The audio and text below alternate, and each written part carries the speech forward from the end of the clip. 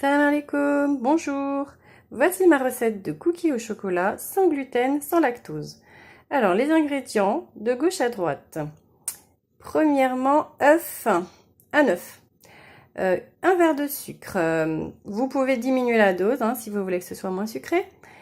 Un verre de flocons de riz ou bien flocons d'avoine ou autre. Ou même vous pouvez mettre de la poudre d'amande. Ensuite, j'ai mis un verre de farine de riz. C'est pareil, vous pouvez remplacer la farine de riz par une autre farine de votre choix. Donc pour remplacer le beurre, eh bien, j'ai mis de l'huile de tournesol. On peut également mettre de l'huile de pépins de raisin, de l'huile de coco. Voilà, c'est vous qui choisissez. Donc, devant moi, j'ai mes pépites de chocolat. Donc ça, c'est incontournable. Après, vous pouvez aussi ajouter des noix, des noisettes, ce que vous voulez, encore une fois. Donc là, on va commencer par mélanger tous les ingrédients, en commençant par l'œuf et le sucre. Et voilà, suivi des farines et des flocons.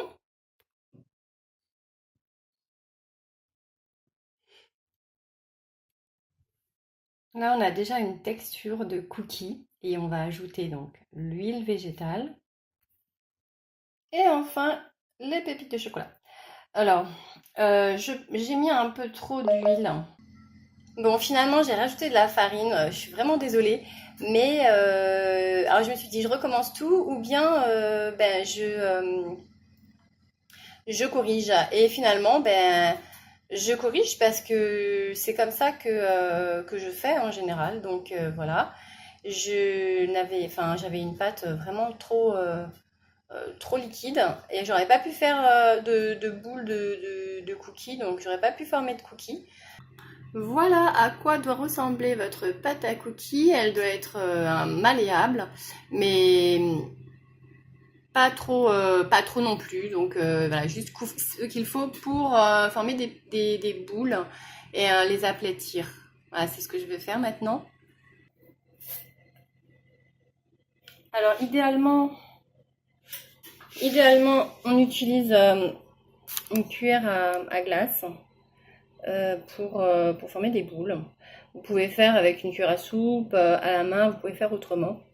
Mais c'est vrai que c'est assez pratique. Et ça permet également d'avoir des cookies assez homogènes.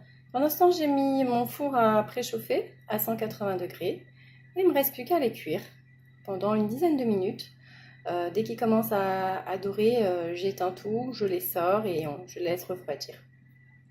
Et voilà, nos cookies tout chauds à déguster en solo ou à partager, c'est vous qui voyez!